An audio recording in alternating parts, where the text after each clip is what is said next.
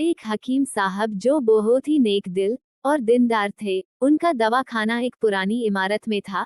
हकीम साहब रोज अपने दवाखाने जाने से पहले अपनी बीवी से कहते कि जिस चीज की जरूरत तुमको आज है वो तुम एक कागज पर लिख कर दे दो, तो उनकी बीवी लिख कर दे देती। हकीम साहब अपनी दुकान पर जाकर सबसे पहले उस पर्चे को खोलते, बीवी ने जो कुछ लिखा होता वो उनका हिसाब लगाते और उसका टोटल करते, फिर अल्लाह से दुआ करते कि या खुदा, मैं तेरे हुक्म के मुताबिक तेरी इबादत छोड़कर यहाँ दुनियादारी के चक्कर में आ बैठा हूँ।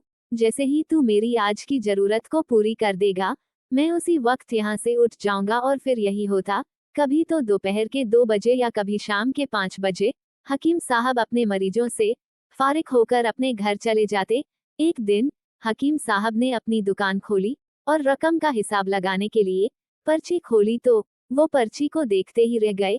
एक लम्हे के लिए तो उनका दिमाग घूम गया। उनको अपनी आंखों पर विश्वास नहीं हो रहा था, लेकिन जल्द ही उन्होंने अपने आप पर काबू पा लिया। उस पर्चे पर आटे दाल के अलावा उनकी बीवी ने लिखा हुआ था, बेटी के दहेज का सामान। हकीम साहब कुछ देर सोचते रहे, फिर सब चीजों की कीमत लिखने के बाद दहेज के सामान के सामने लिख दिया कि ये खुदा का काम है और खुदा ही जाने। फिर वो अपने काम में लग गए। 1-2 मरीज आए थे जिनको हकीम साहब ने दवा दे दी। उसी वक्त उनकी दुकान के सामने एक बड़ी सी कार आकर रुकी, लेकिन कार के आने या कार के अंदर कौन है उनको हकीम साहब ने कोई तवज्जो नहीं दी, क्योंकि कई कार वाले भी हकीम साहब के पास अपना इलाज करवाने आते रहते थे। ये सब तो रोज का काम था। जब सारे मरीज अपनी दवा लेकर चले गए तो कार वाले साहब कार से बाहर निकले, हकीम साहब को सलाम किया और जाकर उनकी दुकान में बैठ गए। तब हकीम साहब ने कहा कि अगर आपको कोई दवा लेनी है तो यहाँ स्टूल पर आकर बैठ जाएं, ताकि मैं आपको चेक कर सकूं, और अगर आपको किसी और मरीज की दवा लेकर जानी है तो आप उस मरीज की हालत बता दें। फिर वो साहब बोले कि हकीम साहब, मुझे लगता है कि आपने मुझे पहचाना नहीं, लेकिन आप भला मुझे पहचान भी कैसे सकते हैं, क्योंकि मैं आपसे 15 साल बाद मिल रहा हूँ। अपनी पहचान के लिए मैं आपको अपनी पुरानी मुलाकात के बारे में बताता हूँ। जब मैं पहली मर्तबा यहाँ पर आया था तो मैं यहाँ खुद नहीं आया था, बल्कि मुझे यहाँ खुदा ने भेजा था, क्योंकि खुदा को मुझ पर रहम आ गया था और वो मेरा घर आबाद करना चाहता था। हुआ कुछ ऐसा था कि मैं अपने गांव जा रहा था, तभी हमारी गाड़ी आपकी दुकान के सामने आकर पंचर हो गई। ड्राइवर गाड़ी का पहिया लेकर पंचर लगवाने चला गया था। तभी आपने देखा कि मैं गर्मी और धूप में गाड़ी के पास खड़ा हुआ हूँ। फिर आप मेरे पास आए और दुकान की तरफ इशारा करके कहा कि आप अंदर आकर बैठ जाए। तो मैंने आपका शुक्रिया अदा किया और कुर्सी पर आकर बैठ गया। ड्राइवर ने कुछ ज्यादा ही देर लगा दी थी। एक छोटी सी बच्ची भी मेरे पास खड़ी थी और बार बार कह रही थी कि मुझे भूख लग रही है, और आप उससे कह रहे थे, बेटी थोड़ा सब्र करो, अभी थोड़ी देर में चलते हैं। मैं ये सोच रहा था कि मैं आपके पास इतनी देर से बैठा हूँ, लगता है मुझे आपसे कोई दवा खरीदनी चाहिए, ताकि आप मेरे बैठने को ज्यादा महसूस न करें। मैंने कहा, हकीम साहब, मैं इंग्लैंड में रहता हूँ, वहाँ गए हुए मुझे 7 साल हो चुके हैं। जाने से पहले मेरी शादी हुई थी, लेकिन आज तक मेरी कोई औलाद नहीं है। मैंने हर जगह इलाज करवाया, लेकिन अब सिर्फ मायूसी है। आपने कहा कि मेरे भाई, तौबा इस्तगफार पढ़ो और अपने रब से मायूस ना हो। याद रखो, उसके खजाने में किसी चीज की कमी नहीं। औलाद, माल, गम, खुशी, जिंदगी और मौत सब उसी के हाथ में है। किसी डॉक्टर के हाथ में सिफा नहीं होती और ना किसी दवा में सिफा होती है। अगर सिफा मिलती है तो वो खुदा के हुक्म से मिलती है। औलाद देनी है तो वही देने वाला है। मुझे याद है कि आप बातें भी कर रहे थे और साथ ही पुड़िया भी बनाते जा रहे थे। सारी दवाएं आपने 2 हिस्सों में करके उन्हें अलग अलग लिफाफों में रख दी। फिर आपने मुझसे पूछा, आपका नाम क्या है? मैंने कहा, मेरा नाम अशरफ है। आपने एक लिफाफे पर अशरफ लिखा और दूसरे लिफाफे पर बेगम अशरफ लिखा। फिर दोनों लिफाफे एक थैले में डालकर दवा खाने का तरीका बताया। मैंने बेदिली से दवाई ले ली, क्योंकि मैं तो सिर्फ आपको कुछ रकम देना चाहता था। लेकिन जब दवा लेने के बाद मैंने पूछा कि कितने पैसे देने हैं, तो आपने कहा कि बस ठीक है। तो मुझे कुछ समझ में नहीं आया, तो मैंने दोबारा पूछा, तो आपने कहा कि आज का खाता बंद हो गया।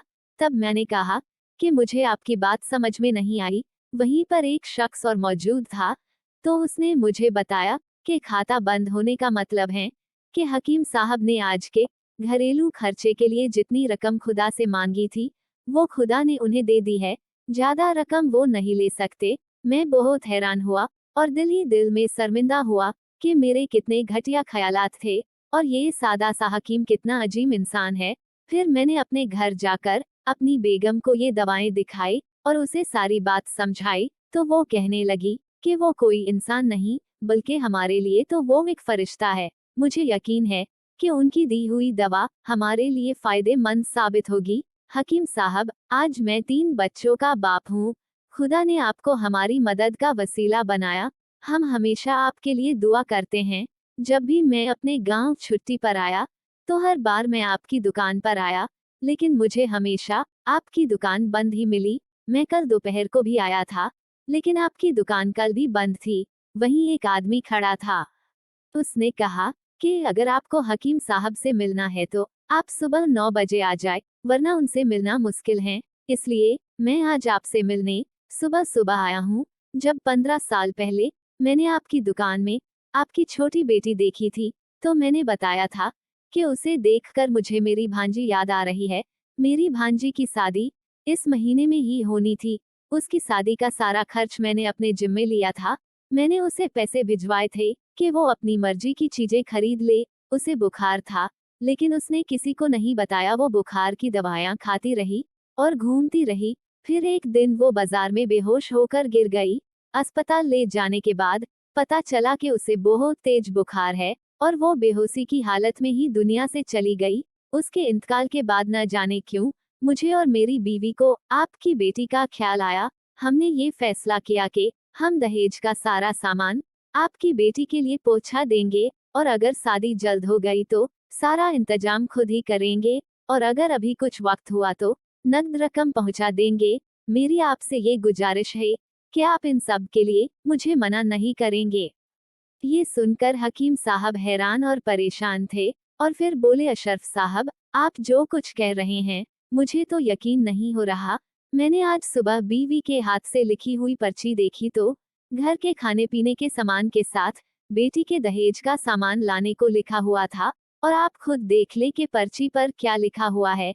ये कहकर हकीम साहब ने पर्ची अशरफ साहब को थमा दी।